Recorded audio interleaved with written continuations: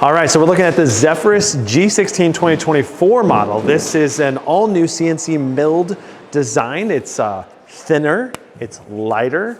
The display is now OLED, 240 hertz QHD 16 by 10 aspect ratio, so 2560 by 1600, 500 nits brightness.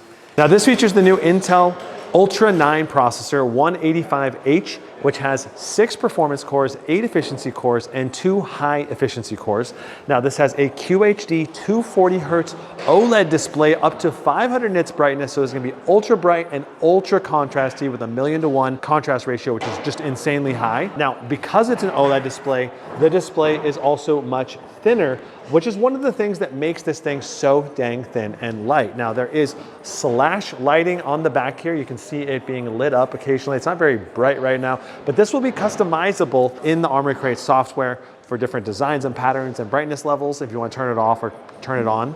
And overall, this thing feels really solid, much better competitor, I would say, to something like the Blade 15 or Blade 16. That's just lightweight and ultra portable. Now, the ports on this, we've got a full-size SD card slot on an Asus Zephyrus laptop, which is one of the very few laptops that have that, so I love that.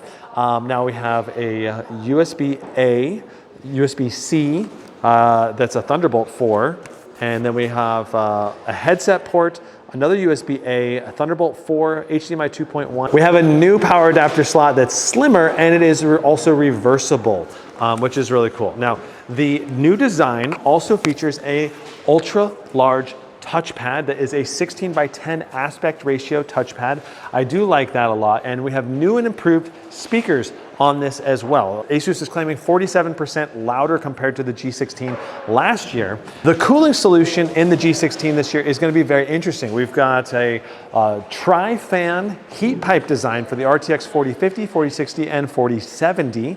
And then that's going to go up to 105 watts for the 4070 and 95 watts for the 4050 and 4060, and then 115 watts for the RTX 4080 and 4090, which is going to use a vapor chamber dual fan design, which is a very interesting setup.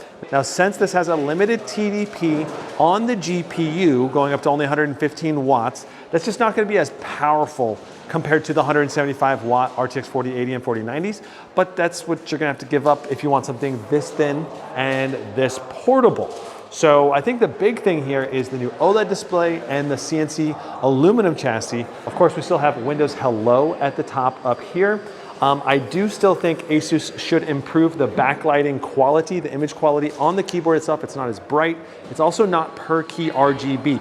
Honestly, I don't really care about the per key RGB as much as I care about that the letters here are not as evenly filled out as I would love. Now, since this is a new aluminum chassis, we do have wider keycaps, 12% bigger, but it's the same overall keyboard size. Just because of the CNC milling, they can make the keycaps a little bit larger.